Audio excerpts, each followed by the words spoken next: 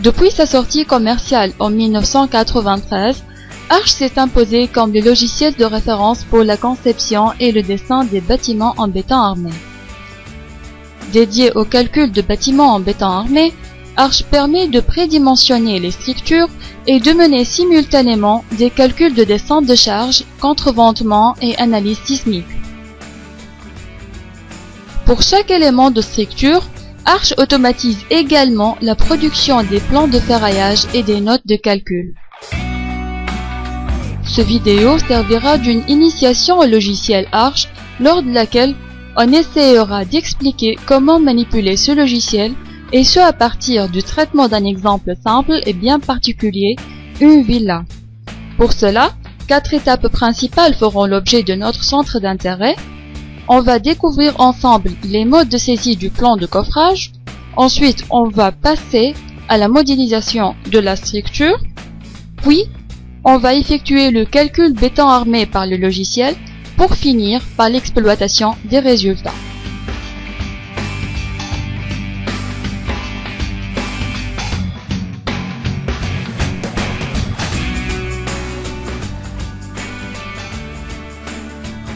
La saisie d'un plan sur Arch peut s'effectuer selon 2 alternatives différentes, ou bien par saisie directe, ou bien par importation, qui peut se faire sous extension .dxf, sous extension .ifc ou n'importe quelle autre sorte d'extension. L'importation d'AutoCAD à Arch n'est donc qu'une question d'enregistrement. Alors il suffit d'avoir le plan d'architecture sur AutoCAD, de l'enregistrer sous extension .dxf et de l'importer à Arch. Sauf que, dans notre cas, on ne dispose pas du plan sur AutoCAD, on a uniquement une version PDF.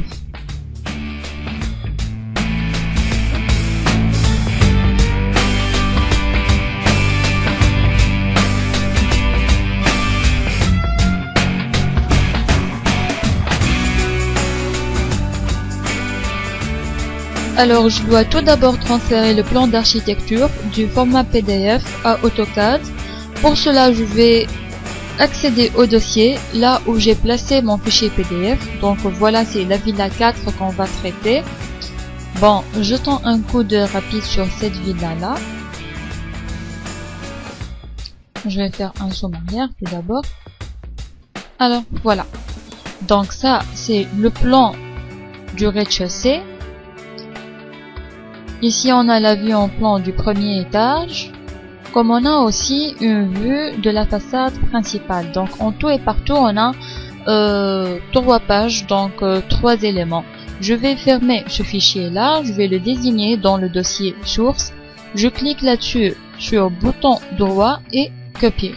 Et puis, je vais passer directement à AutoCAD et sur mon plan de travail, je clique sur bouton droit, presse-papier, coller.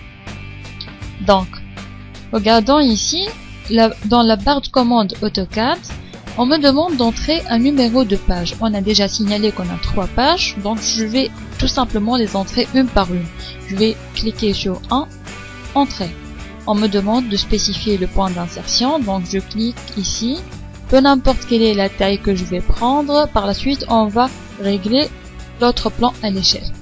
Donc je vais cliquer sur bouton gauche, voilà, Entrée, et voilà, j'ai obtenu la vue en plan du rez-de-chaussée.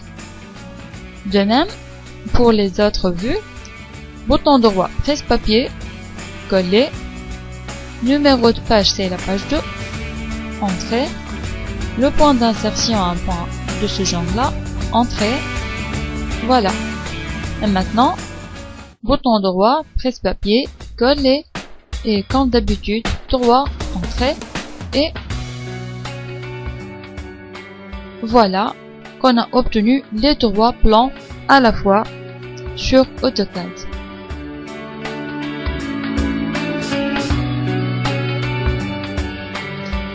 Maintenant, je vais désactiver la grille pour minimiser au maximum les problèmes d'accrochage. Bon, évidemment, on sait tous qu'un plan d'architecture est déjà coté. Pour mettre mon plan à l'échelle, l'idée consiste à comparer la longueur proposée déjà sur le plan d'architecture, qui est déjà la longueur réelle, par la longueur que va mesurer AutoCAD pour une distance bien déterminée. Ça veut dire, par exemple, je vais prendre cette distance-là de 5 mètres en réalité, qui correspond à la distance entre axes de ces deux poteaux. Je vais la mesurer.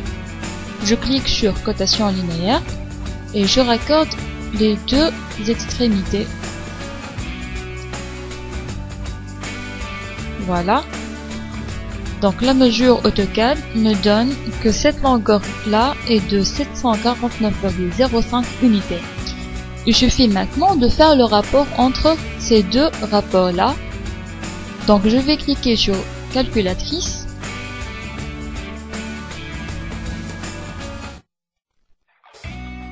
Et je vais diviser 5 par 749,05. Voilà, ça me donne ce rapport-là que je vais copier.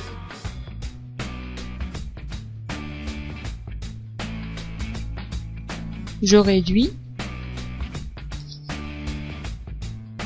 Maintenant, j'accède à cette icône-là, échelle. Je choisis l'objet, évidemment c'est le plan du rez-de-chaussée. Je clique sur ce plan-là et je clique sur entrée. Je vais choisir un point de base, que ce soit ce point par exemple, et puis on me demande de spécifier le facteur d'échelle. C'est exactement le rapport que je viens tout à l'heure de calculer. Donc je le réécris et je tape entrée. Voilà. Donc ça, c'est le plan, c'est la vue en plan du rez-de-chaussée. Et comparé à la mesure que j'ai mesurée tout à l'heure, c'est vraiment incomparable. Donc ça, c'est normalement, c'est devenu à l'échelle. Je vais supprimer cette cotation là, elle est inutile. Maintenant, je vais vérifier si ce que je venais de faire est juste ou pas. Je fais juste remesurer la distance et je dois avoir 5 en tant que cotation pour que ce soit juste. Donc, je la mesure. Et voilà, 5 unités. Excellent.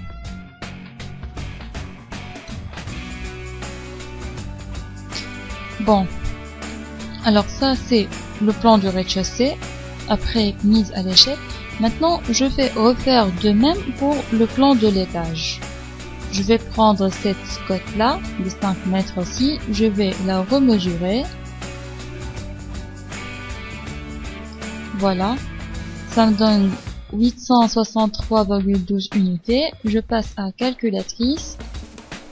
Et je vais calculer le rapport 5 sur 863,12.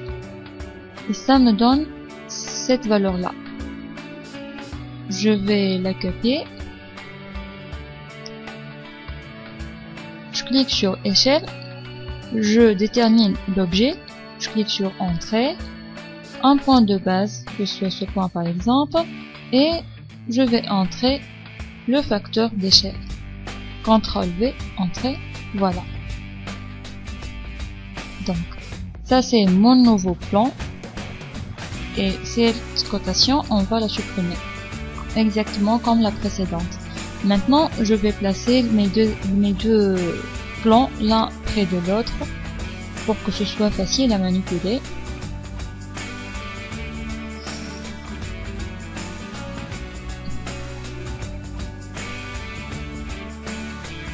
Voilà. Et bon, en ce qui concerne la vue de la façade principale, c'est pas la peine de mesurer ces côtes et de la mettre à l'échelle. Déjà, elle n'est pas cotée et après tout, j'en ai besoin juste pour vérifier les balcons et tout ce qui est en porte-à-faux en ce qui concerne les balcons et tout ça.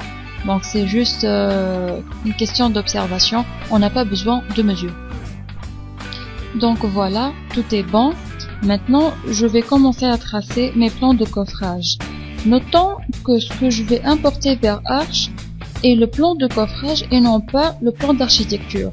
Il faut mettre alors à l'esprit qu'Arch impose certaines exigences de type que les poteaux, par exemple, doivent être représentés par des points et non pas par des formes géométriques. Pour cette raison-là, je vais définir un style de point. J'accède au menu AutoCAD, je clique sur Format, Style de point. Je vais choisir un style, par exemple celui-là. La taille des points, normalement, les points vont représenter des poteaux. On va prendre les dimensions minimales d'un poteau. Et normalement, le coffrage minimal, c'est de 22 par 22 cm². Donc, en mètres, ce sera 0,22. Et on va définir la taille en unité absolue et non pas par rapport à l'écran. Je clique sur OK. Voilà. Donc, j'ai déterminé un style de point. Maintenant, je vais changer de calque. Ce que je vais tracer, ce sont des poteaux. Donc, je vais me placer dans le calque poteau. Voilà. Bon. Les points seront placés au centre des poteaux. Vous voyez bien, les poteaux sont tracés clairement. Donc je vais placer mes points dans l'intersection des axes de chaque poteau. Bon, pour tracer un point, je dois accéder à cet icône-là, point, je clique là-dessus, et j'essaie de me centrer le maximum possible dans le poteau. Quelque chose de ce genre-là. Bon. Remarquons ici, donc voilà, j'ai terminé le traçage des poteaux. Et étant donné que tous les poteaux sont descendants, j'ai fait une copie sur les poteaux du rez-de-chaussée et je l'ai importé, je l'ai placé directement sur le plan du premier étage et comme ça j'ai gagné au niveau du temps. Maintenant je vais passer au traçage des poutres. Pour cela je dois me placer sur le calque poutre, je clique sur ligne et je commence le traçage tout en respectant le même ordre, toujours de gauche à droite et de bas vers le haut. Donc par exemple, je vais tracer la première poutre horizontale à partir de ce nœud là, et il faut noter que je ne vais pas cliquer sur le poteau intermédiaire, comme ça je serai fautive. Pourquoi? Parce que j'ai besoin de créer des poutres continues. Donc je vais juste cliquer sur les deux poteaux extrêmes, soit disant les poteaux de rive. Donc ce premier poteau et ce deuxième poteau, c'est tout ce que j'en ai besoin pour créer ma première poutre. Un peu de précision, et quelque chose comme ça. Voilà. Donc c'est la première poutre horizontale. Et puis je peux terminer de la même façon pour tracer les autres, comme je peux utiliser l'option décalée, sachant cette distance là entre axes des deux poteaux, c'est de 3,15. Donc je peux en profiter. Je vais cliquer sur décaler et je vais taper la distance de décalage qui est, on dit, 3,15. Entrée. Je sélectionne l'objet, entrée, et non, ça n'a pas marché. Donc la distance, voilà, je sélectionne l'objet à décaler, je veux que ce soit de ce côté là, et voilà. Et puis la mesure d'après, c'est 4,85. je vais décaler encore une fois.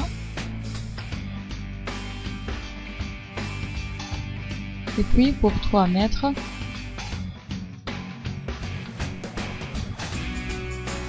voilà, j'ai tracé mes poutres horizontales.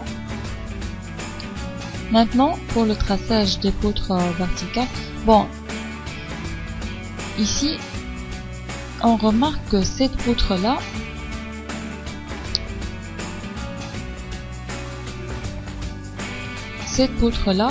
c'est normalement c'est cette poutre là, donc elle ne dérange pas l'escalier. Donc de la même façon, on va tracer les poutres verticales de bas vers le haut. Donc je vais relier les deux poteaux de rive de cette façon là.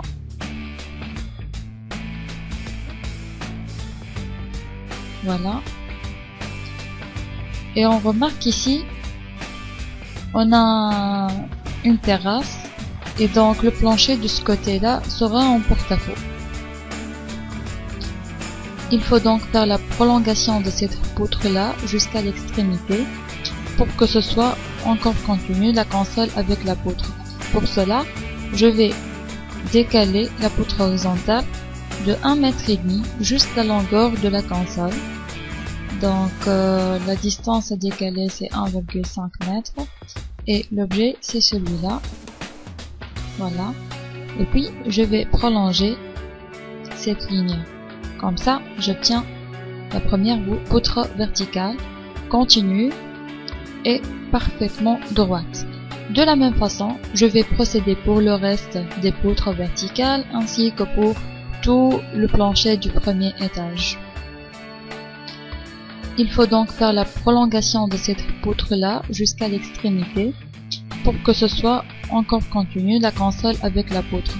Pour cela, je vais décaler la poutre horizontale de 1,5 m jusqu'à la longueur de la console. Donc la distance à décaler c'est 1,5 m et l'objet c'est celui-là. Voilà. Et puis je vais prolonger cette ligne. Comme ça, j'obtiens la première poutre verticale, continue et parfaitement droite. De la même façon, je vais procéder pour le reste des poutres verticales ainsi que pour tout le plancher du premier étage. Ainsi, on a obtenu le plan de coffrage du rez-de-chaussée tout en respectant le vide sur rez-de-chaussée et tout ça. Maintenant, puisqu'il s'agit d'une villa, alors les planchers sont normalement encore creux. Donc on a déterminé le sens de portée des nervures ainsi que l'épaisseur du plancher. Donc prenons par exemple cette partie là du plancher. Normalement les nervures seront dans ce sens là, perpendiculairement à la poutre de plus grande portée. Reste à déterminer l'épaisseur du plancher. Donc je vais mesurer la longueur de la nervure, normalement c'est 3 mètres. Calculatrice, je vais déterminer l'épaisseur du plancher, je divise 3 par 22,5. Donc c'est égal à 0,13. Un plancher de 21 cm, c'est largement suffisant, c'est-à-dire un plancher cœur creux, 16 plus 5.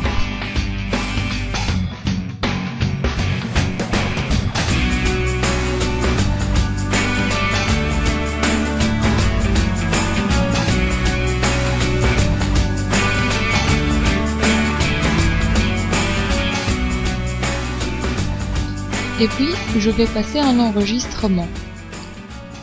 Je vais cliquer sur enregistrer sous autre format. Voilà, enregistrer le dessin au cours au format de fichier DXF. Voilà. Donc, je vais changer d'extension. Je vais mettre l'extension LT 2004 DXF.DXF. Voilà. Et villa numéro 1. Ok, ça va. Enregistrer. Existe déjà, voulez-vous le remplacer? Oui, je le remplace. D'accord.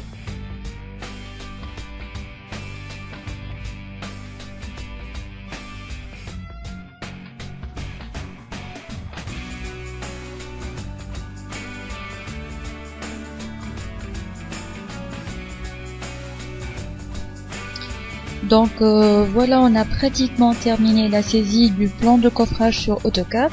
Et je vais passer directement à l'étude de la structure béton armé à l'aide du logiciel Arch FL Melody que je vais lancer tout de suite. Et voilà, ce que vous observez maintenant, c'est la plateforme Graitec OMD qui vous propose un accès simplifié et rapide à toute la gamme des programmes Graitec. Graitec OMD présente 3 zones principales. La première, c'est la zone d'arborescence des dossiers qui vous permet de créer des répertoires là où vous pouvez stocker et organiser votre travail. La deuxième zone, c'est celle-là, c'est la zone d'études globales qui, comme son nom l'indique, rassemble tous les programmes permettant d'effectuer des analyses globales de structure.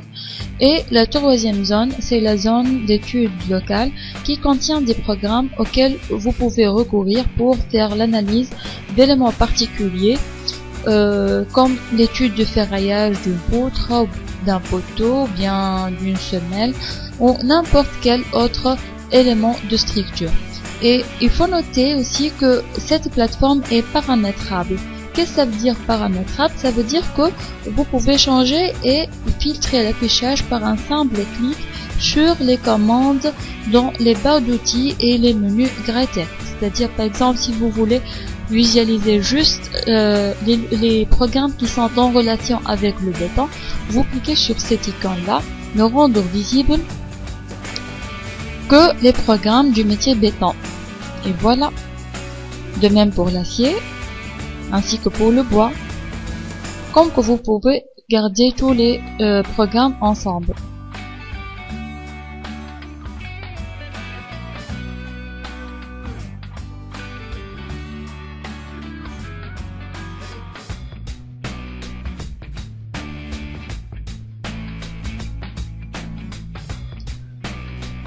Maintenant, on a atteint la phase de saisie de la structure sur Arch. On se propose de réaliser une étude globale de la structure, c'est pourquoi je vais accéder à Arch Ossature. Et d'ici, je vais importer ce que j'étais en train de faire sur AutoCAD. Je vais accéder au menu, je clique sur Fichier, Importer, DXF. Le fichier, c'est Villa 1, Ouvrir. Et vous voyez ici l'unité c'est le mètre, déjà c'est la même unité que j'ai utilisée sur AutoCAD. Et pour l'importation, on peut importer de façon globale ou bien par couche. Bon, on va importer par couche et je vais désactiver toutes les couches que j'ai pas utilisées. J'ai utilisé uniquement des poutres et des poteaux, et bien sûr je dois entrer les mêmes noms que j'ai utilisés dans les calques sur AutoCAD. Donc pour les poteaux je vais entrer 7 et pour les poutres je vais entrer 8. Avant de cliquer sur OK, il y a une toute petite astuce que je vais signaler. Si on revient à AutoCAD, normalement on doit obtenir sur Arch le même nombre de poteaux et de poutres qu'on a tracé déjà sur AutoCAD. Donc si on calcule les poteaux et les poutres qu'on a ici, on a 4 poteaux x 3 12 x 2 ça fait 24 poteaux, et pour les poutres on a 1 2 3 4 5 6 7 plus 3 10 11 12 13 14 15 plus 3 18. Donc on a normalement 24 poteaux et 18 poutres importés. Donc je vais reprendre Arch et je vais cliquer sur OK. Et voilà, un rapport d'importation s'affiche. Et c'est pas par hasard qu'on a 18 poutres et 24 poteaux importés à Arch. Et bien sûr, on n'a aucune dalle, aucun voile, aucune semelle, et parce que tout simplement on n'a pas utilisé ces éléments là. Donc je vais fermer ce rapport et voilà notre structure, que ce soit le plancher rez-de-chaussée, que ce soit le plancher étage. Donc voilà, on a obtenu les plans du rez-de-chaussée et de l'étage sur Arch importés à partir d'AutoCAD. Reste que, comme on l'a mentionné au début, il est possible de saisir la structure directement sur Arch sans l'importer à partir d'AutoCAD. En effet, une fois qu'on dispose des cotations du plan de coffrage et qu'on sache les distances qui séparent exactement les poteaux les uns des autres, on peut générer les poteaux et les poutres sur Arch en se basant sur les cotations du plan. Pour cela, je vais activer tout d'abord la grille, puis je vais générer un poteau. Pour générer un poteau, je peux soit cliquer directement sur cette icône-là pour créer des poteaux à l'étage actif, ou bien je veux faire la même tâche mais à partir du menu. Donc je clique sur générer et je trouve poteau. Bien sûr, c'est toujours plus facile d'accéder aux icônes. Donc je vais cliquer tout simplement sur poteau et puis je vais placer un poteau de façon arbitraire, par exemple ici. Maintenant, normalement ce poteau là, je vais supposer que ce poteau là correspond à celui-là. Donc je vais tracer ces deux autres poteaux, parce que en Arch on sait bien qu'on doit toujours nous déplacer de gauche vers la droite et de bas vers le haut. Alors pour tracer ces deux poteaux, je vais faire tout simplement deux copies de ce poteau là, et je sais bien qu'ils sont décalés par 5 mètres 2 à 2. Pour cela, je clique sur ce poteau, Bon, ici, regardez, lorsque je clique sur le poteau, il ne sera pas désigné. Qu'est-ce que je dois faire? Je dois cliquer sur Alt S et je clique sur Unique. Maintenant, lorsque je clique sur le poteau, il sera désigné. Et puis, je vais passer à Modifier, CAO, Copier. Donc, qu'est-ce que je vais faire? Je vais translater ce poteau-là vers la droite. Donc, il s'agit d'une translation selon DX. Selon DY, j'ai pas de translation. Selon DX, je vais le translater par 5 mètres pour avoir 2 copies. Entrée. Voilà que j'ai obtenu les 3 premiers poteaux. Et si je clique sur le premier poteau, vous allez trouver que c'est le poteau 25. Le deuxième poteau, le poteau 26. Le troisième, c'est le P27. Donc, vous voyez bien qu'Arch a vraiment un ordre bien déterminé dans lequel il fait la numérotation des objets. Maintenant, je vais tracer ces 3 poteaux-là. Pour cela, ou bien je clique sur les 3 poteaux de cette façon-là, ou bien je clique sur Alt S. Je clique sur Alt S et fenêtre. Et je vais les désigner les 3 ensemble. Je passe à Modifier, CAO, Copier. Et maintenant, je vais les translater vers le haut. Donc, une translation selon DY. 0 selon DX. Et selon DY, je vais les translater par 3 mètres, 15. Bien sûr, ces dimensions-là, je les tirées à partir du plan de coffrage. Et on a besoin d'une seule copie. Entrée, voilà.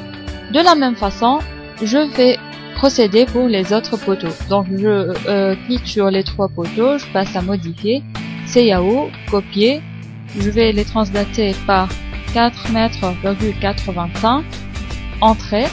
Puis ces 3 nouveaux poteaux, à leur rôle, je vais les translater par 3 mètres et entrée. Voilà, j'ai obtenu tous mes poteaux tracés, saisis directement sur Arch à partir de la génération des objets.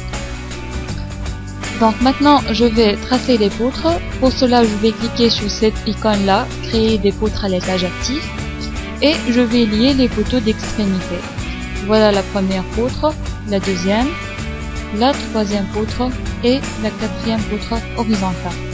Normalement, lorsqu'on regarde ici, on dit ça va, tout va bien, alors qu'en réalité, on a un problème. C'est que si on fait un petit zoom ici, on va constater que cette poutre-là n'est pas posée sur les poteaux. En fait, pourquoi ça? C'est parce qu'on a un problème d'accrochage. Donc, qu'est-ce qu'on doit faire? On doit changer le mode d'accrochage. Donc, je vais recliquer sur poutre. Puis, je clique sur Alt S. Regardez, ici, ce sont les modes d'accrochage qu'on peut avoir. On voit bien que la poutre que j'ai tracée est accrochée à la grille. Pour cela, je vais changer d'accrochage en poteau et je vais la retracer. Voilà. Celle-ci, c'est la poutre fautive. Celle-là, c'est la poutre que j'ai placée maintenant. Donc, je vais supprimer cette poutre-là. Sauf que maintenant, l'ordre va changer. Celle-ci, c'est le T19. Celle-ci, c'est le T23.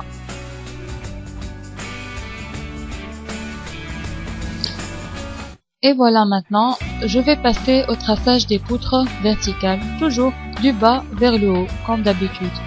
Donc, je clique sur ces poteaux-là, le premier, la deuxième poutre et la troisième poutre. Voilà.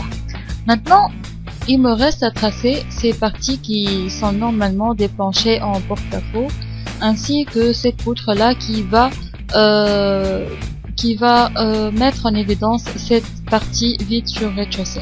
Je vais commencer par le traçage des planchers et des balcons. Pour cela, je vais décaler cette poutre-là, et puis je vais prolonger ces 2 poutres-là pour obtenir le porte-à-faux. Donc je clique sur cette poutre, je passe à Modifier, CAO, Copier, je vais la décaler par 1,28 mètres selon DY bien sûr, et voilà. Et puis je vais désigner ces 2 poutres, je clique sur Modifier, CAO, et puis relimiter. Et avec ce ciseau là, je vais cliquer sur la poutre opposée, entrer, voilà, j'ai obtenu mes deux consoles. Je vais supprimer maintenant cette poutre et je vais rejoindre les extrémités des deux consoles. Donc bien sûr le mode d'accrochage maintenant extrémité n'est pas activé, donc je vais l'activer, Alt S et extrémité. Voilà, voilà. Donc voilà, c'est le premier balcon que j'ai tracé sans plancher. Maintenant je vais passer au deuxième balcon. Je vais copier cette poutre là, je vais la décaler de 1,65 m vers le bas, donc avec un signe moins.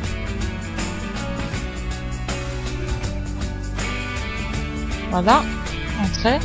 Et comme que j'ai fait tout à l'heure, je vais prolonger ces poutres là, CAO, pardon, non pas copier, plutôt CAO, relimiter, je clique sur cette poutre et entrer. Voilà.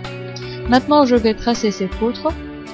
Je vais faire une petite poutre, Alt S, photo, que je vais tracer ici. Et que je vais copier par la suite à moins 2,28 mètres vers le bas. Et juste après, je vais la supprimer. Et voilà, j'ai obtenu le même plan. Celui-là, je l'ai importé à partir de 4 et celui-là, je l'ai tracé directement sur Arch. Maintenant, je vais passer à l'étape suivante. Je vais vérifier si j'ai commis d'éventuelles erreurs lors de l'importation. Je clique sur Analyser, Vérifier, Saisie. Aucune erreur n'a été détectée. Ok. Et si jamais il y a eu des erreurs, cette lampe-là s'allume et en cliquant sur cette lampe, je vais trouver tout un rapport dans lequel on m'explicite quelles sont les erreurs que j'ai commises et je peux les suivre une par une et les corriger toutes normalement. Bon, maintenant je vais entrer les semelles. Et pour cela, j'ai deux approches disponibles. Ou bien que je clique sur cette icône-là, générer des semelles, et automatiquement, des semelles seront adoptées sous tous les poteaux de la structure. Ou bien, je peux les tracer une par une, en tant que semelles isolées. Et bien sûr, je dois respecter l'ordre de gauche à droite et de bas vers le haut. Bon, pour faciliter la tâche, je vais tout directement générer des semelles. Il m'a dit toutes les semelles existantes de l'étage numéro 1 seront préalablement supprimées. Ok, il n'y en a pas déjà. Et donc voilà, ce sont les semelles. Maintenant, on peut jeter un coup d'œil sur notre structure en 3D. Pour cela, il suffit d'accéder à l'une de ces trois icônes-là qui nous permettent de visualiser la perspective de la structure selon l'orientation qu'on veut. Nord-est, nord-ouest ou bien sud-ouest, etc.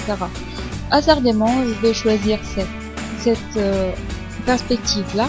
Et voilà, on peut observer clairement les poutres, les redisseurs, les poteaux, les semelles. Et on voit bien que c'est juste schématique puisqu'on n'a pas encore fait le dimensionnement.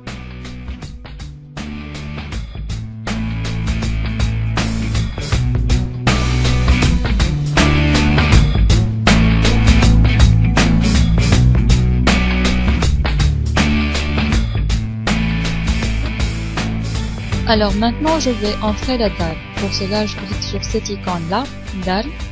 Et puis, je vais passer par tous les poteaux d'extrémité et les extrémités formant cette dalle-là. Bon, ici, je dois cliquer sur Alt S poteau pour changer d'accrochage. Et comme ça, j'atteins ce poteau-là. Et puis, pour que j'ai le bon accrochage, je vais recliquer sur Alt S et extrémité. Voilà.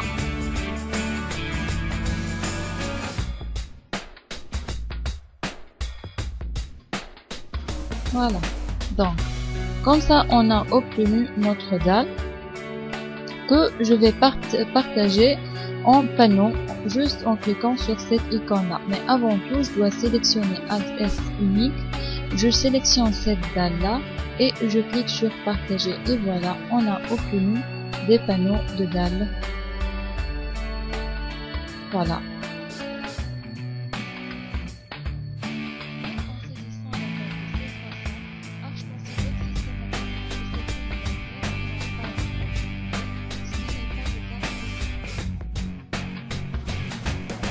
Face à ce problème, deux approches sont possibles. Une fois qu'on définit les charges permanentes et d'exploitation appliquées sur le plancher cantilever.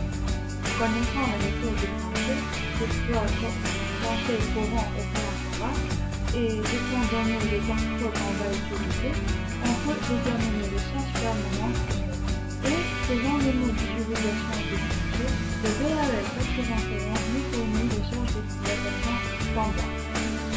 Alors, voilà une petite transversale sur le plancher courant utilisé, puis avec une charge permanente suivante, 0,551 par mètre carré pour le plancher corpo 21 et G égale 0,16 tonnes par mètre carré pour le plancher corpo 19 plus. Alors, comme ça, la première approche, c'est de déterminer l'épaisseur de la dalle pleine équivalente quand l'étranger entre h fois l'eau est égal à g, ce qui donne h est égal à g sur l'eau, bien sûr, étant donné que l'eau est la masse volumique du béton armé. Puis, on saisit la dalle sur arc ossature en tant qu'une dalle pleine d'épaisseur h. Comme ça, on obtient la défense de charge, mais pas de ferraillage. Et on sera obligé de calculer le ferraillage des nervures sur arche courte. La deuxième approche consiste à définir deux nouveaux matériaux.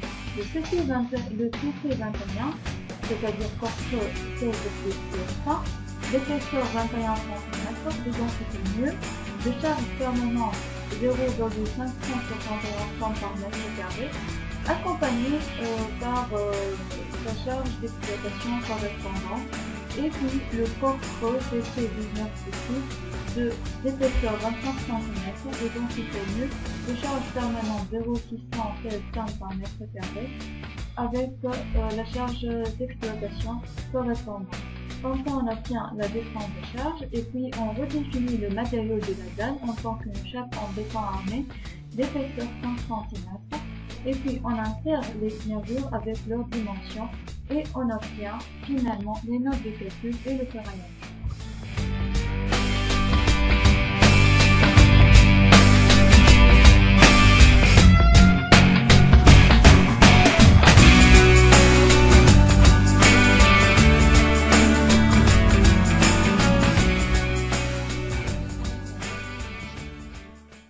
Pour cela, je vais cliquer sur le standard.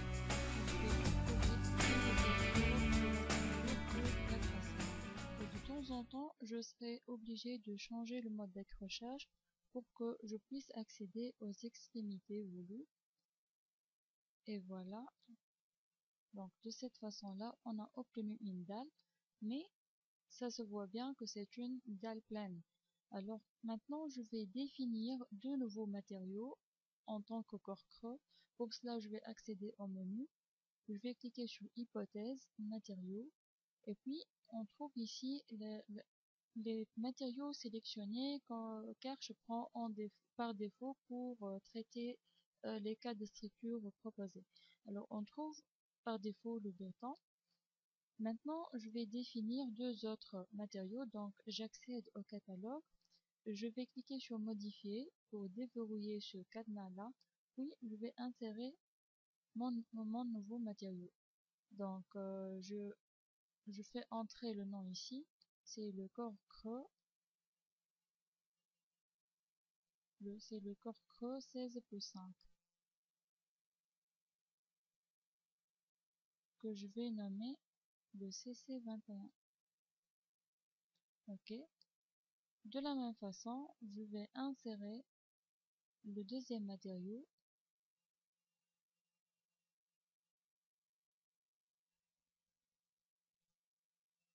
le corps creux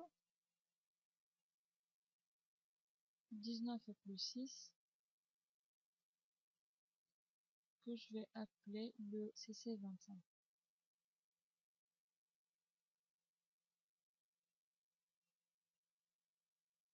Donc voilà, ajouter OK. Donc ça s'ajoute le CC25. Et de la même façon, je vais ajouter le CC21, ajouter OK. Voilà. Donc je clique sur CC25 puis DAL, CC21 DAL, OK.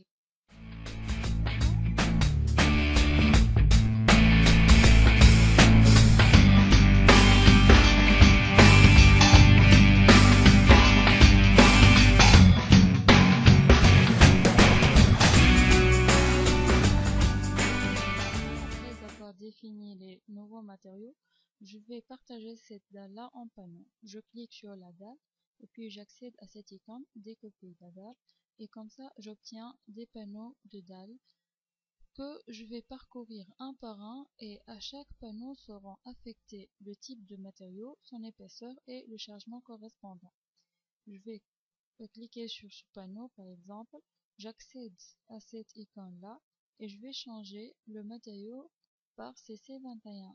L'épaisseur sera essentiellement 21 cm et ce panneau là subit un chargement de 0,571 tonnes par mètre carré et 0,1 tonne par mètre carré en tant que charge d'exploitation. OK. De la même façon, je vais parcourir tous les autres panneaux.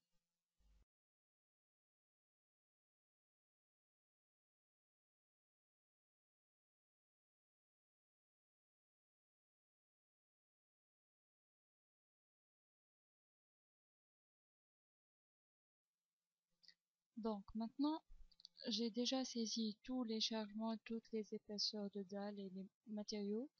Maintenant, je veux vérifier si j'ai commis d'éventuelles erreurs. Donc, je vais accéder au menu. Je clique sur Options, Affichage. Et puis, je vais cliquer sur Chargement et Matériaux pour les visualiser.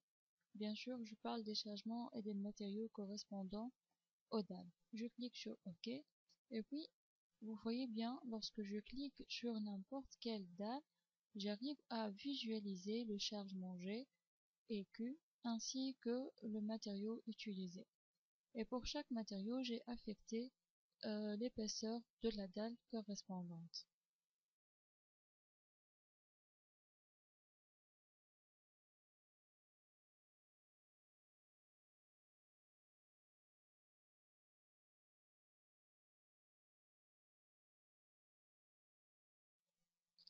Je vais voir maintenant si j'ai commis des erreurs. Je vais accéder à Analyser, Vérifier saisie, pas d'erreur, Analyser, modéliser, pas d'erreur, donc ça va, c'est bien. Alors maintenant, je vais passer à l'insertion des nervures puisqu'il s'agit d'un plancher nervuré. Pour cela, je vais décaler des poutres déjà existantes qui sont normalement cette poutre-là et une portion de cette poutre, juste cette partie-là, et l'autre partie, pour laisser cette partie qui est un vide. Alors pour cela, je vais revenir au mode saisie, oui, puis je vais entrer deux portions de poutre, ici et ici. Puis je vais insérer, je vais désactiver tout d'abord les dalles, puis je vais insérer, plutôt je vais cliquer sur les trois poutres, puis je clique sur modifier, CAO, copier, je vais les décaler par 0,44 mètres pour avoir une seule copie de chacun. Et voilà. Alors je vais supprimer ces deux poutres que j'ai insérées tout à l'heure. Et puis je vais changer la principalité des poutres tracées. Donc je clique là-dessus sur chaque poutre, puis je clique sur principal, échappe et voilà. Alors si je clique une autre fois, je vais trouver qu'elle n'est plus principale et par la suite c'est une poutre secondaire. De la même façon, je vais refaire de même pour les deux autres poutres. Voilà, alors j'ai changé la principalité des poutres que j'ai tracées. Maintenant, je vais recopier ces poutres là pour avoir des nervures tout au long du plancher. Et on sait bien que chaque deux nervures sont séparées par 33 cm, ce qui veut dire que pour une largeur de plancher de 5 mètres, on aura besoin de 13 copies pour couvrir tout le plancher. Donc, je vais insérer les trois nervures, puis je clique sur le bouton droit, CAO, copier, et 0,33 sont dans le sens DX. Et maintenant, je vais changer le nombre de copies par 13. Je clique sur OK, et voilà. Donc, j'ai obtenu 13 copies de chaque poutre. Et bien sûr, si je clique sur n'importe quelle nervure, je vais trouver que c'est une poutre secondaire.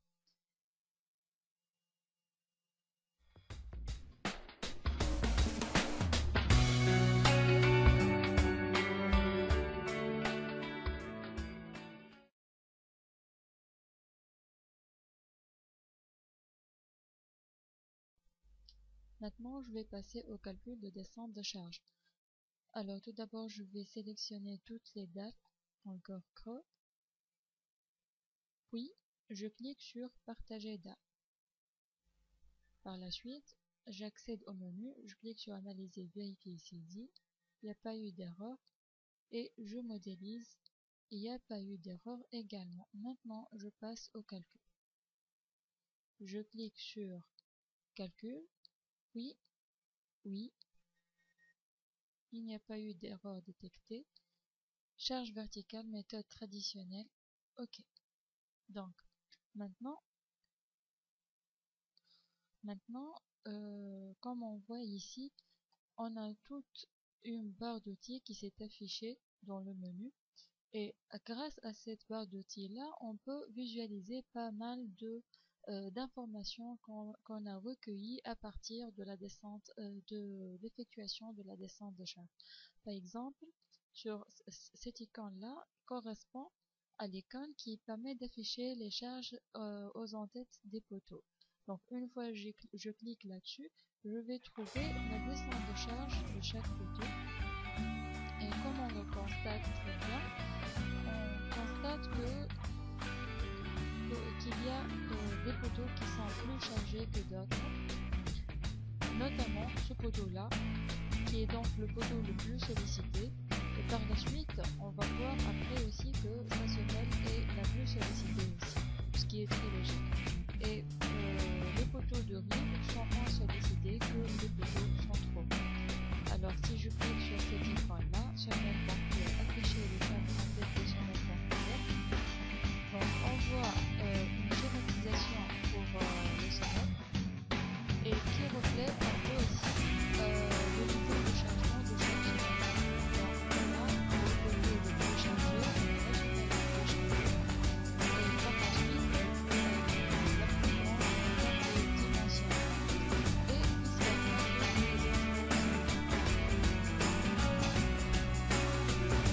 Récapitulons. Alors jusqu'à maintenant, on a vu comment importer la structure de PDF à AutoCAD à Arch Ossature, comment générer les semelles, comment créer un nouveau matériau dans la bibliothèque Arch Ossature, comment saisir la dalle et comment obtenir la descente de charge. Et normalement, après tout ça, on est capable d'obtenir le ferraillage une fois qu'on a redéfini la dalle en tant que chape de 5 cm d'épaisseur et qu'on a ressaisi les nervures. Mais pour avoir une vision plus générale concernant le logiciel Arch, je vais passer au sous-programme Arch Poutre pour le calcul de ferraillage.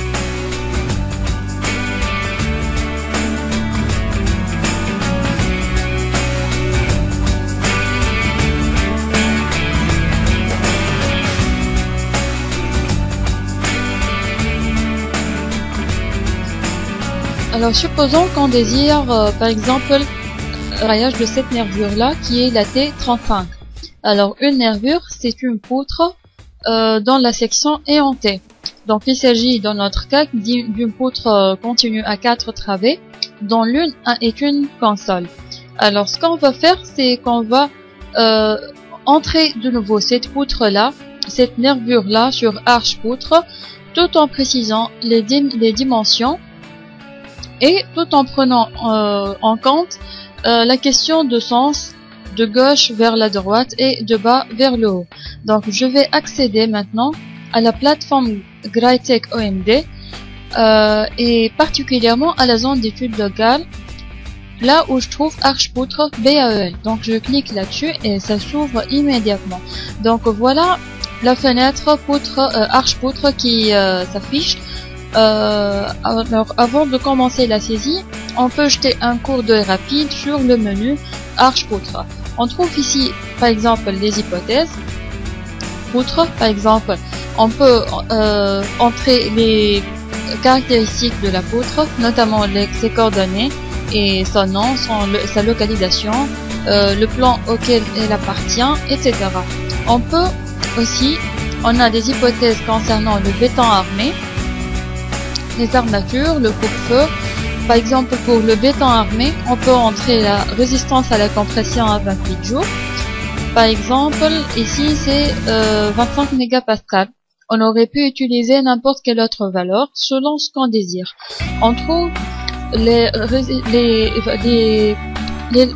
limites élastiques d'acier longitudinal et transversal. Alors en Tunisie, on n'a que les aciers 400 mégapascales et ici 235 mégapascales. Bon, on peut préciser la fissuration s'il s'agit d'une fissuration peu préjudiciable, très préjudiciable. Si on a d'éventuelles contraintes à imposer, on peut entrer la masse volumique qui est par défaut 2,5 tonnes. On peut entrer aussi la durée d'application des charges si c'est supérieur à 24 heures, inférieur à 1 heure ou bien entre les deux. On peut indiquer si on raisonne par rapport à mu limite ou bien mu critique. Puis, aussi on a des hypothèses qu'on peut entrer concernant les armatures. Alors, on a ici la gamme d'armatures qu'on peut utiliser. En fait, ce sont les diamètres 6 jusqu'à diamètre 40 mm. Alors, supposons par exemple que je veux juste utiliser des aciers longitudinaux dont les diamètres varient de 10 mm à 16 mm par exemple. Donc, il suffit de désactiver les autres diamètres dont j'ai pas besoin. Et par exemple, je vais utiliser que le diamètre 8 en tant qu'acier transversal. Puis, on trouve ici les sections et on trouve les rayons de membrane de centrage des aciers longitudinaux, transversaux et codés. Ça, c'est à titre d'information, bien sûr. Et si jamais je veux revenir aux valeurs initiales, il suffit de cliquer sur cette icône-là, retour aux valeurs par défaut, et on reprend la forme originale. Donc, je vais garder uniquement les diamètres 10 jusqu'à 16 et 6 et 8 pour les armatures transversales. Donc, il suffit de fermer cette fenêtre-là pour prouver que c'est déjà validé. Donc, je trouve aussi le coupe-feu. Bon, on peut changer ces paramètres-là, sauf que c'est pas intéressant pour notre cas. Concernant le ferraillage aussi, on peut entrer des hypothèses du genre, par exemple, le diamètre des aciers transversaux, ou bien que ce soit par détermination automatique, ou bien quand on détermine si c'est le diamètre 6 ou bien le diamètre 8.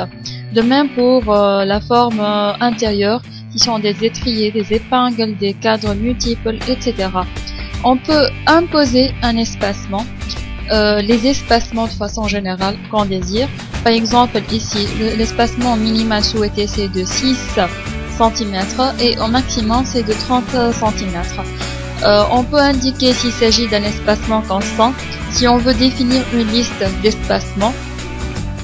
Concernant par exemple les cadres au nu des appuis, on peut aussi le mentionner et on peut imposer l'espacement minimal ou bien l'espacement souhaité pour le cas d'une console courte par exemple.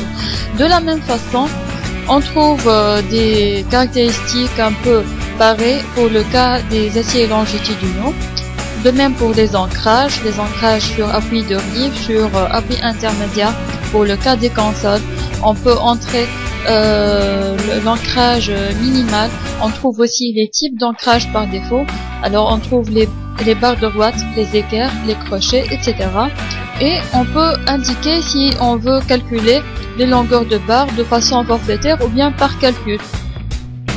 Donc de la même façon, on peut tout changer concernant les armatures de peau, de montage, de couture, les armatures d'appui, les éclisses et tout.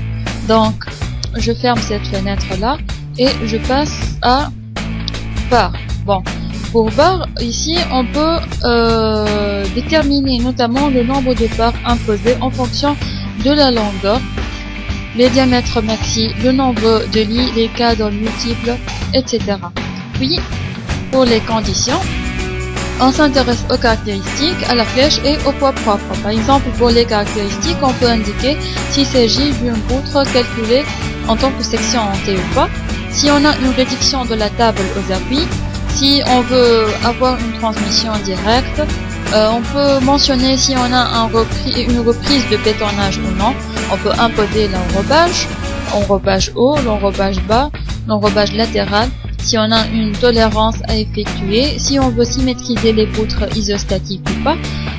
De la même façon, pour la flèche, on peut indiquer la méthode qu'on veut utiliser, bien la méthode BAL ou bien la méthode des courbures. Et concernant le poids, on peut déterminer si on veut prendre en compte le poids propre et si on veut prendre en compte le poids de la table de compression ou pas. Donc je passe après aux combinaisons. Alors ici on trouve toutes les combinaisons qu'impose le BAEL à l'ELU, à l'ELS. Les combinaisons accidentelles, celles-ci sont les combinaisons fondamentales. On trouve les combinaisons accidentelles à l'ELU ainsi que les combinaisons sismiques. Et ça tient en compte bien sûr des charges permanentes, des charges d'exploitation, les charges de vent et les charges de neige. Donc après, en ce qui concerne les calculs des moments, par exemple, on peut imposer des valeurs forfaitaires en intermédiaire et on peut mentionner si on veut prendre une majoration de 15% M0 en appui sur les appuis simples. Et finalement, pour le calcul de prédimensionnement, concernant les armes et les tables, on peut aussi imposer n'importe quelle exigence qu'on veut. Après, on trouve cette barre de tâches ici, modifiée, à partir de laquelle on peut modifier n'importe quel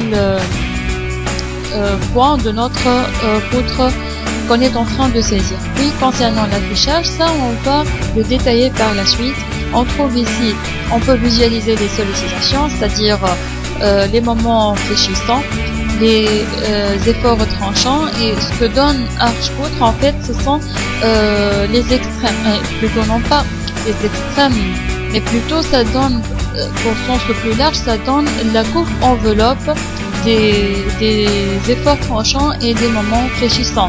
On peut visualiser aussi le ferraillage, on peut visualiser la flèche, les contraintes, les conditions concernant le feu, la vérification des appuis, la réaction des appuis.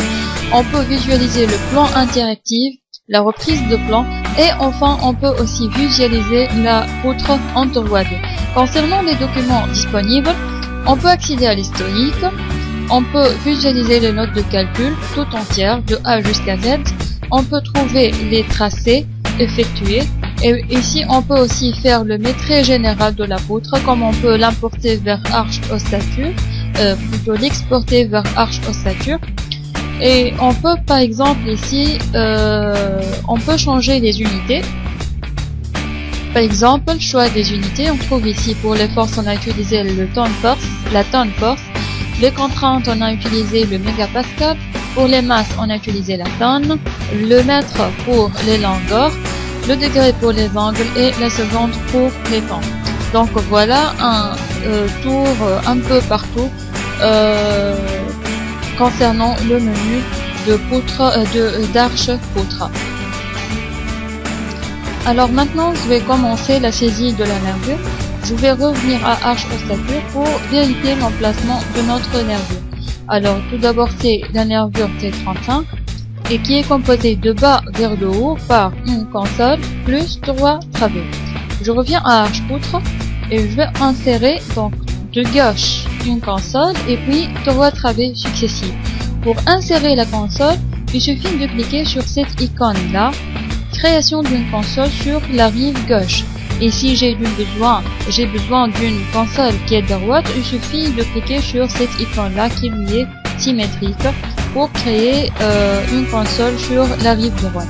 Donc je vais créer ma console, voilà, et puis je vais insérer 2 travées à droite. Donc il suffit de cliquer sur cette icône là, la flèche qui est en bleu. Donc insertion d'une travée vide à droite de la travée active. La travée active dans notre cas c'est la console. Si c'était l'autre travée, c'est pas un problème. Pour notre cas bien sûr. Donc voilà, on a inséré 2 travées et par conséquent on a obtenu la nervure continue. Maintenant, on voit bien qu'Arch a pris des longueurs par hasard, 5 mètres, 7 mètres, ainsi qu'il a nommé les poutres de façon aléatoire. Donc je dois maintenant indiquer les dimensions des longueurs des travées ainsi que les sections des poutres qui sont normalement des sections entières puisqu'il s'agit en fait de nervures. Alors pour déterminer, pour modifier la longueur d'une travée, je vais commencer par la console. Il suffit de cliquer là-dessus double fois et puis je trouve ici le nom. Normalement, tout à l'heure j'ai dit que c'est la nervure T35, donc je vais garder la même appellation pour qu'il y ait une certaine cohérence entre mon travail sur arche-poutre et sur arche-ossature. Parce que bien sûr ici je traite un cas particulier, une nervure particulière, mais dans le cas d'un projet, il faut faire attention pour qu'il n'y ait pas des ambiguïtés par la suite. Donc tout d'abord je vais changer le nom de cette console là, donc c'est la T35.1 puisque c'est la première travée de la nervure continue. Et pour la portée, elle est de 1,70 m. L'appui droit c'est de 0,22 et bien sûr puisqu'il s'agit d'une console, il n'y a pas d'appui gauche. Alors je ferme, voilà, j'ai changé le nom et la longueur de la travée. Puis je passe à la deuxième travée de la même façon, c'est la travée T35.2, elle est de longueur 2,4 m, pardon, c'est la T35.2 et pour la longueur elle est de 2,93 m. L'appui gauche 0,22, l'appui droit c'est aussi 0,22. Bon, puis ici je trouve sur cette icône là, si je clique là-dessus je vais passer à la travée située à droite. Donc voilà, je suis maintenant au niveau de cette travée là, la T13 que je vais renommer en tant que T35.3 et elle est de portée 4,63 m et je vais quand même aussi entrer la largeur de l'appui droit. Et finalement la dernière travée T35.4 et elle est de longueur 2,78 m, 0,22 m pour l'appui. Voilà. Donc voilà, j'ai saisi les longueurs des travées. Maintenant reste à entrer les dimensions de la section. Alors les sections ici sont prises par défaut des sections rectangulaires, mais je dois les changer en tant que de section en T. Donc pour changer les dimensions d'une section, bien la forme d'une section, il suffit de cliquer là-dessus double fois. Donc je trouve une courbe transversale sur la section et je vais tout d'abord entrer B0 qui est cette largeur là, donc une nervure. La nervure va prendre la largeur de 0,07 m, une hauteur de 0,21 m. Voilà. Ici c'est le 0,135 et 0,05 pour la chape. Et pour avoir les mêmes dimensions de l'autre côté, ou bien que je l'ai saisi ici, ou bien que je clique sur cette icône là, caractéristique de la table de compression gauche identique à celle de droite. Donc j'obtiens la largeur et la hauteur de la table de compression ainsi que celle de la nervure. Donc comme ça, j'ai entré les dimensions de la première section et de la même façon, je vais faire pour les autres sections.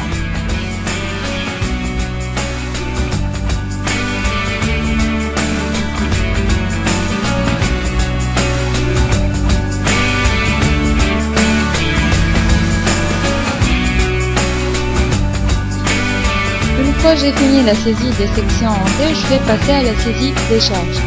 Et pour saisir une charge, je dois accéder à cette partie-là, là où j'ai les différents cas de charge que je peux avoir. Donc je peux avoir par exemple des charges trapézoïdales, ou bien des charges en chapeau sur travée active, des charges réparties, ponctuelles, des couples, des efforts normaux, des torsions et des torsions linéaires. Alors je vais utiliser uniquement des charges réparties, donc je clique sur cette icône-là. Voilà, donc charge répartie, j'ai pas de charge insérée au préalable, donc je clique ici et je vais entrer la charge correspondante à la console. Je vais me limiter aux charges permanentes et aux charges d'exploitation. Je vais pas considérer de cas de charge devant ou bien accidentel. Et pour les charges permanentes, je sais bien que cette console-là fait partie d'un plancher 16+1 qui est de charge permanente de 0,571 tonnes par mètre carré. Et un mètre carré contient 3 nervures, donc il suffit de diviser la charge par 3 pour trouver la charge que supporte chaque nervure. Donc je vais trouver une charge permanente de 0,19 environ tonnes par mètre. Et pour la charge d'exploitation, c'est de 0,12 tonnes. Voilà, je clique sur cette icône-là et je ferme. Et voilà, j'ai obtenu les charges. Une charge répartie permanente de 0,19 tonnes et une charge d'exploitation de 0,12 tonnes par mètre linéaire. Alors, pour la deuxième console, je fais de même. Je clique sur cette icône et j'insère la charge permanente correspondante qui est de 0,19 tonnes et une charge d'exploitation qui est de 0,05. Voilà. Donc, on a la même charge permanente mais pas la même charge d'exploitation, bien sûr, parce que la console fait partie d'un plancher qui est en fait un balcon. Donc nécessairement on a un cas de charge plus important pour le cas d'un balcon. Pour la troisième travée, je vais entrer les charges de la même façon. Donc j'ai une charge permanente ici qui est de 0,21 tonnes par mètre linéaire et qui est en fait plus élevée que les autres parce que cette partie du plancher est un plancher 25. Donc la charge permanente est un peu plus importante. Et la charge d'exploitation c'est de 0,05. Voilà. Et finalement, cette partie-là du plancher, qui a une charge permanente de 0,19 tonnes par mètre et une charge d'exploitation de 0,05 tonnes par mètre. Voilà, j'ai saisi mes charges.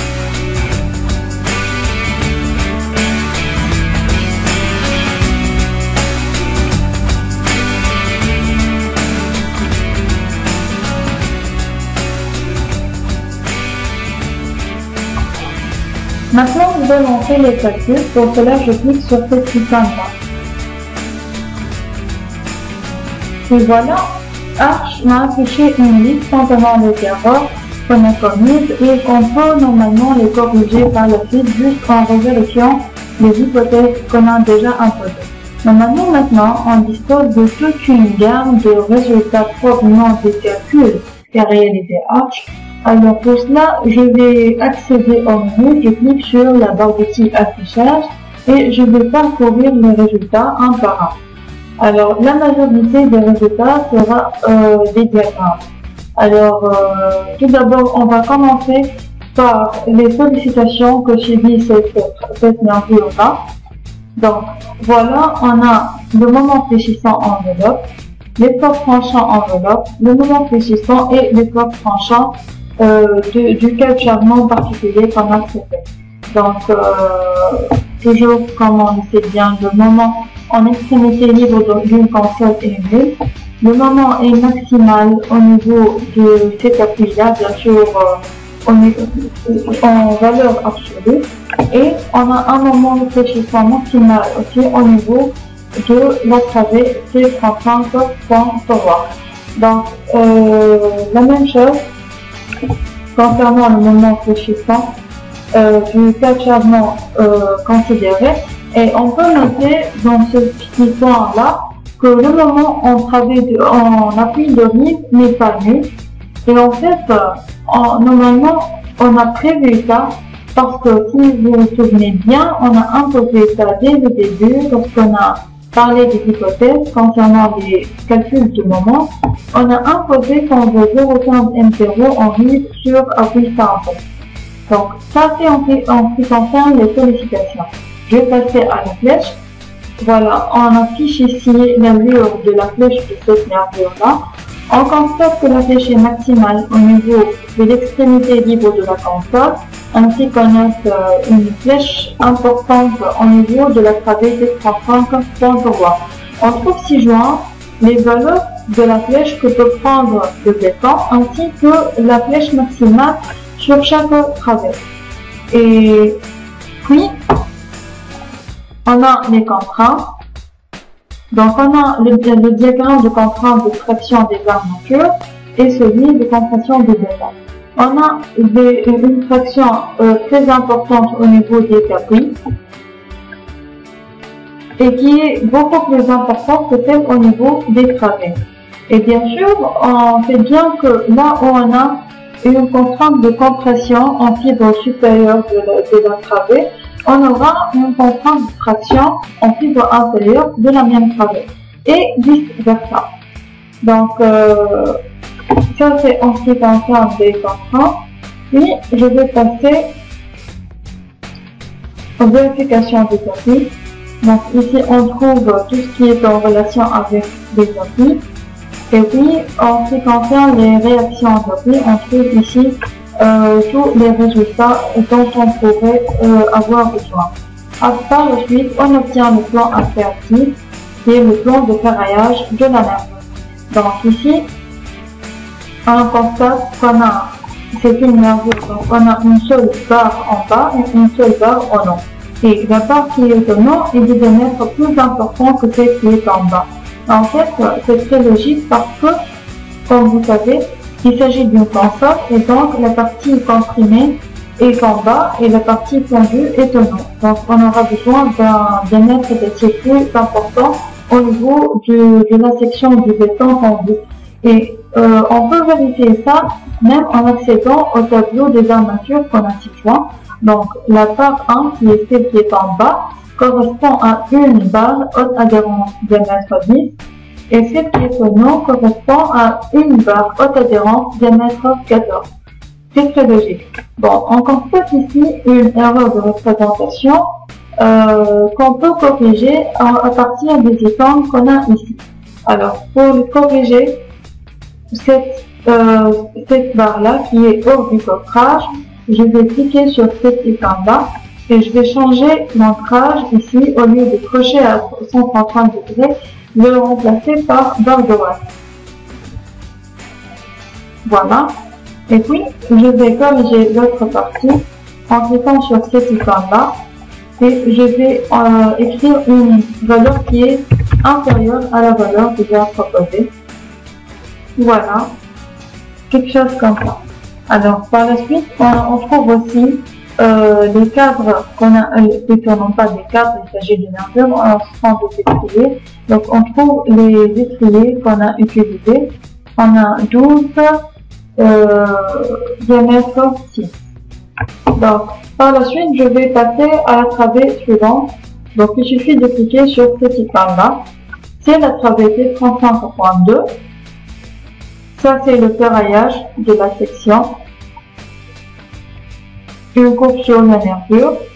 Et on trouve ici deux barres haute adhérence et qui sont les deux de diamètre 10. Ça, ce sont ici, on trouve la répartition des armatures transversales. On a utilisé 12 étriers diamètre 6. Et pour la travée 35.3, on trouve que c'est pratiquement le cas inverse un peu de la travée qui est en console. Donc, on a utilisé ici une barre HA14 en fond cassé inférieur. Et pour l'acier supérieur, on a utilisé une barre HA10, c'est-à-dire juste pour montage. Et déjà, ça renforce bien ce qu'on a cité concernant la flèche. On a dit que la flèche au niveau de la travée 35.3 est importante. Et donc, il a fallu renforcer, non pas renforcer, il a fallu utiliser des aciers de diamètre plus important que les autres travées. Et finalement, la travée T35.4, on a utilisé une barre HA10 et une barre HA10 en tant qu'acier inférieur et supérieur. Et on a 19 étriers diamètre 6.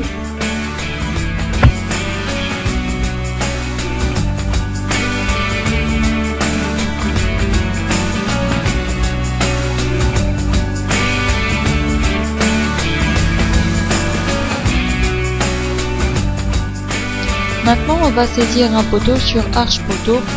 Donc, je vais cliquer sur l'icône correspondante et puis je vais entrer les caractéristiques du poteau. Donc, tout d'abord, je dois entrer le type de liaison qui existe aux bornes de notre poteau. S'il s'agit par exemple d'un poteau simplement appuyé, encastré, ou bien biarticulé, ou bien encastré et articulé de l'autre côté, ou bien encastré. Donc, je vais considérer ce cas-là d'un poteau qui est bien encastré. Et puis, pour la hauteur du poteau, on a ici 3,1 mètres. Remarquons que 3,1 mètres correspond à la hauteur du bas du poteau jusqu'à la poutre qui est au-dessus de lui. Donc, pour avoir une hauteur sous plafond de 3 mètres, il faut entrer 3,3 mètres. Voilà. Puis, on peut choisir la forme de la section du poteau qu'on veut. Alors, on va utiliser un poteau carré et on va imposer les dimensions de son coffrage en tant que 0,22 mètres. Voilà. Voilà, 0,22 mètres. Puis, je vais parcourir les hypothèses pour imposer les côtés que je désire. Alors, poteau, on peut ici entrer les coordonnées de l'élément, le repère, la localisation, où est-ce qu'il se trouve exactement, de quel plan il est tiré, etc. Puis, concernant le béton armé, la FC28, que ce soit 22 mégapascales par exemple, la masse volumique du béton 2,5 kg par mètre cube, la limite d'élasticité des aciers longitudinaux 400 mégapascales, pour les aciers transversaux 235 mégapascales. On va considérer un enrobage de 2,5 cm, une fissuration peu préjudiciable. On peut même imposer la durée d'application des charges et la date d'application des charges. Bon, puis on a les combinaisons qui sont normalement imposées par le BAEL, c'est pas la peine de les changer. Puis concernant le ferraillage, on peut imposer ce qu'on veut concernant les armatures longitudinales, transversales, les formes, de quelle façon on va disposer nos armatures. Lorsqu'on a 3 aciers par face, ou bien 4 aciers par face, 5 aciers par face, alors on va considérer ce cas-là. Si jamais on aura besoin de 3 aciers par face, on aura cette représentation-là. Et ça dépend bien sûr de la section qu'on a choisie, que ce soit carré, rectangulaire, circulaire, en T, en L, alors ça dépend. Puis en ce qui concerne les attentes supérieures et les attentes inférieures, on peut parcourir ces hypothèses-là et imposer ce qu'on veut. Donc par la suite, on a les charges, on va les entrer sous forme de torseur. Et on va juste saisir une charge permanente et une charge d'exploitation. Et en fait, ces charges-là sont les charges qu'on a obtenues déjà à partir de la descente de charge qu'on a réalisée sur Archpoutre. Donc, je vais visualiser les résultats obtenus. Je vais considérer le poteau le plus sollicité, qui supporte une charge permanente de 19,7 tonnes et une charge d'exploitation de 3,7 tonnes. Donc, je vais entrer ces valeurs-là ici. Donc, en charge permanente, on a 19,7 tonnes et en charge d'exploitation, on a 3,7 tonnes. Donc, sans validation, il suffit de fermer. Et pour vérifier, il suffit de réaccéder au même menu. Donc, ça va, ça marche bien. Et puis, concernant la géométrie, on a déjà testé cette partie-là. Juste, je vais cliquer sur cette icône extrémité. Alors, dans cette partie-là, on parle du poteau supérieur, s'il existe bien sûr. Alors ici, on a la hauteur de la poutre que supporte le poteau qu'on considère, par exemple 30 cm. On peut considérer une poutre d'épaisseur inférieure ou supérieure, ça dépend du cas. Donc c'est pas gênant, pour notre cas on va garder cette dimension-là. Et puis, ce qui est vraiment gênant, c'est d'avoir un poteau de dimension 30 par 30 posé sur un poteau de dimension 22 par 22. Ce qui n'est pas bon du côté structurel, pas du tout. Donc il faut garder au moins les mêmes dimensions. Donc on va considérer que le poteau supérieur a des dimensions de 0,22 x 0,22 m². Donc je vais cliquer sur identique. Et voilà, j'ai obtenu une section identique à la section inférieure. Et puis, je vais accéder à calcul. Ici, on peut choisir les méthodes de calcul qu'on veut, méthode simplifiée, forfaitaire, itérative, la détection méthode, les tolérances sur les moments, etc. De la même façon, on peut voir les mini et les maxi considérant les sections. Par exemple, je peux imposer que l'arête du poteau de la section ne peut pas être inférieure à 22 cm et je veux pas que ça dépasse 50 cm. Et je peux même imposer un élancement maximal pour le prédimensionnement, mais je vais garder le même élancement proposé.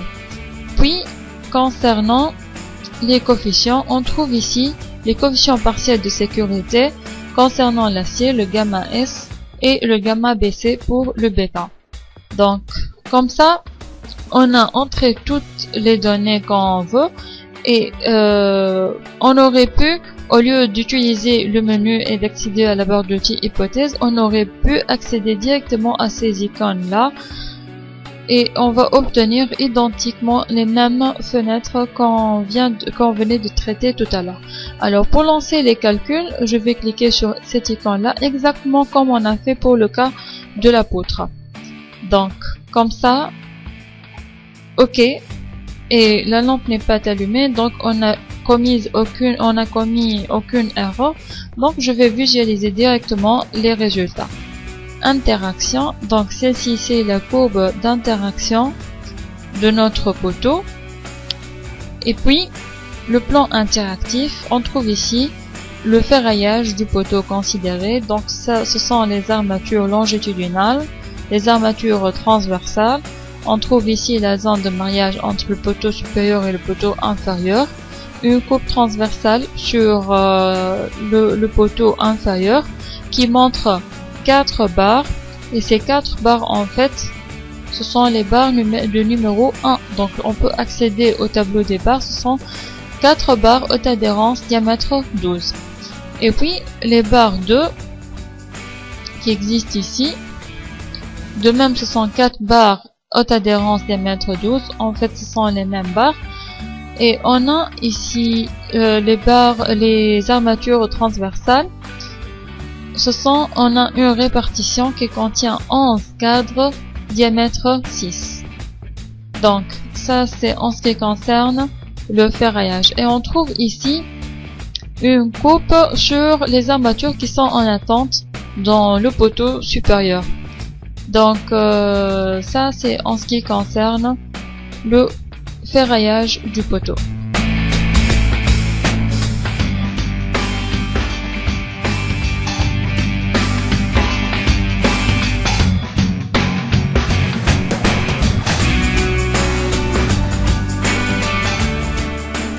Maintenant, on va essayer de saisir une semelle sur H semelle.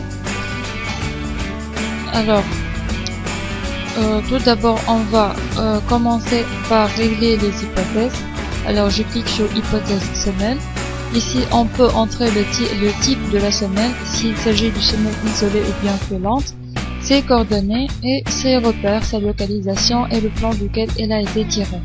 Puis, concernant le béton armé, on peut entrer la résistance à la compression, le FEL qui est de 400 MPa, la FET qui est de 235 MPa, la fissuration est peu préjudiciable, la masse volumique est de 2,5 tonnes et la durée d'application qui est supérieure à 24 heures. Alors par la suite, on trouve le tableau des armatures, donc on peut sélectionner les armatures qu'on veut avoir au niveau de la semelle, et puis les combinaisons qui sont déjà imposées par le BAEL. Concernant les enrobages, on trouve les enrobages pour l'élément porté par la semelle et l'enrobage pour les enrobages pour la semelle. Pour la semelle, on distingue trois enrobages différents qui est l'enrobage supérieur, inférieur et latéral. Donc on constate que l'enrobage pour la semelle est beaucoup plus important que celui pour l'élément porté. Alors par la suite, on trouve le ferraillage de l'élément porté. Donc on peut choisir si on a à imposer un espacement longitudinal ou pas, des aciers secondaires, un rapport d'excentricité.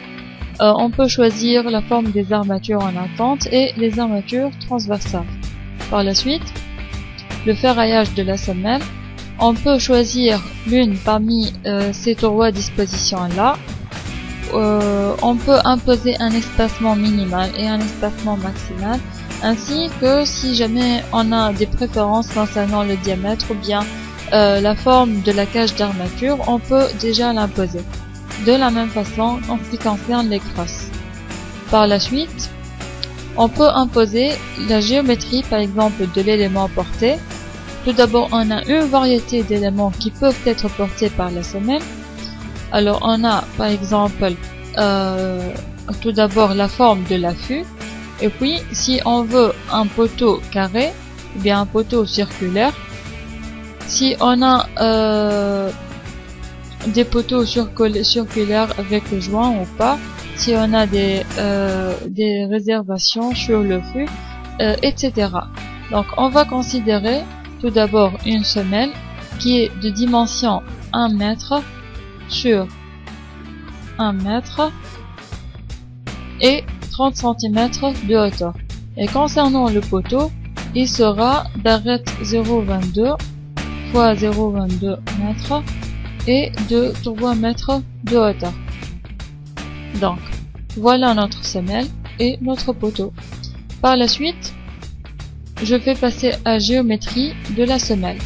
Alors, en ce qui concerne la semelle, tout d'abord, on peut imposer le fût du poteau supérieur, la semelle inférieure et supérieure, est-ce qu'on a des propriétés à bloquer, etc. Par la suite, on peut imposer si on veut des pans coupés ou sans pans coupés. Donc on va choisir le deuxième.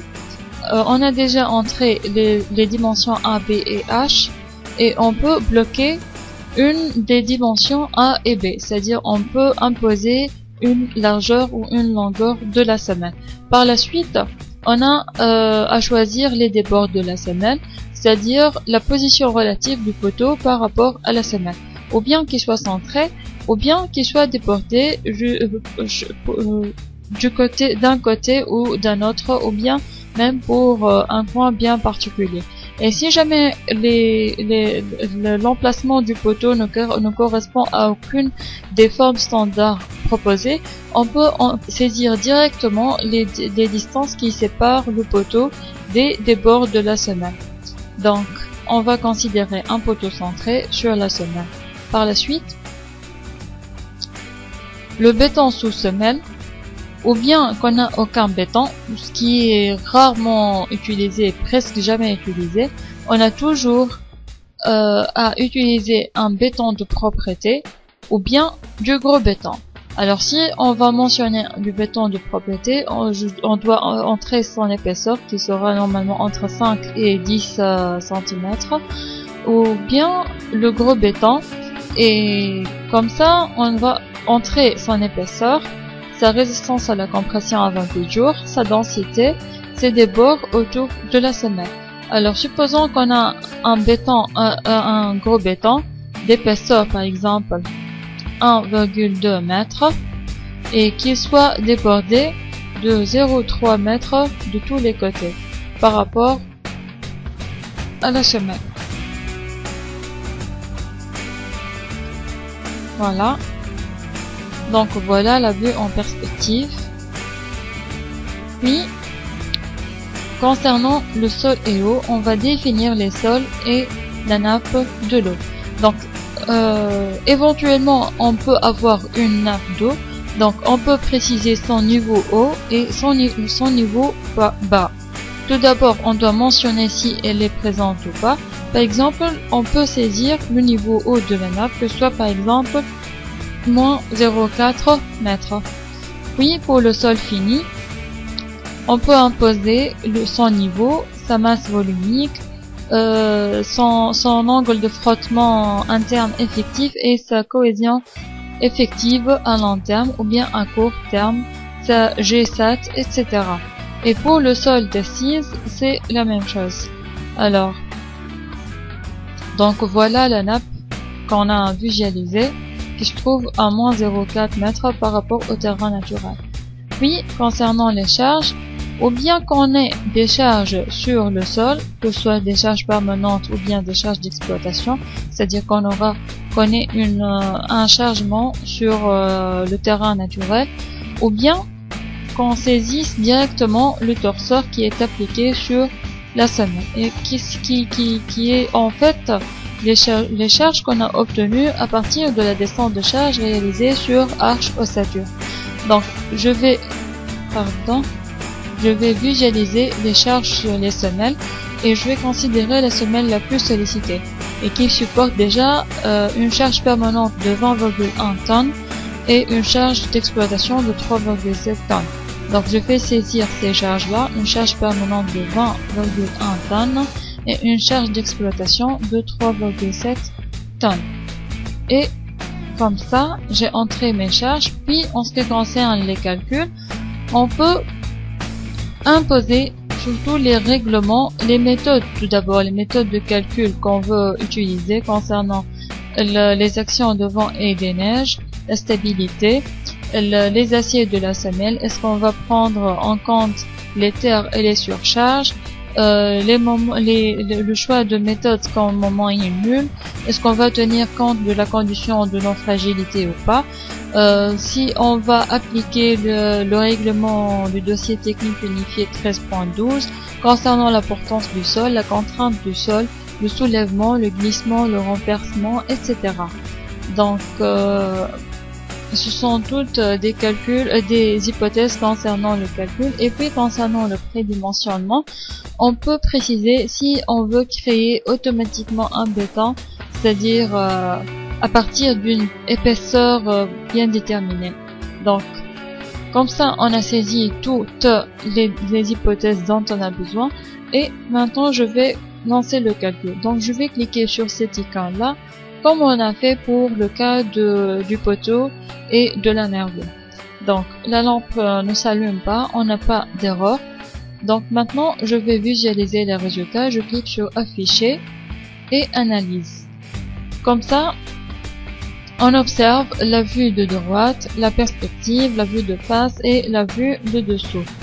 Après, la stabilité, on a une décompression du sol aux œufs élus. Combinaison la plus défavorable aux œufs élus, 1,35 Gmax plus G1000. La semelle est comprimée à 100% pour tous les cas de charge étudiés. On n'a pas de glissement suivant au X ni suivant au Y. Le plan interactif de la semelle. Alors, celle-ci c'est la semelle vue du côté, c'est le courbéton. Celle-ci c'est la semelle, ce sont les armatures en attente du poteau. Et ici on trouve une coupe transversale sur la semelle. Et on trouve ci-joint aussi un tableau montrant toutes les barres qu'on a utilisées pour le ferraillage. Et si jamais on a à changer certains paramètres, alors il suffit d'accéder aux icônes qu'on a ici à droite.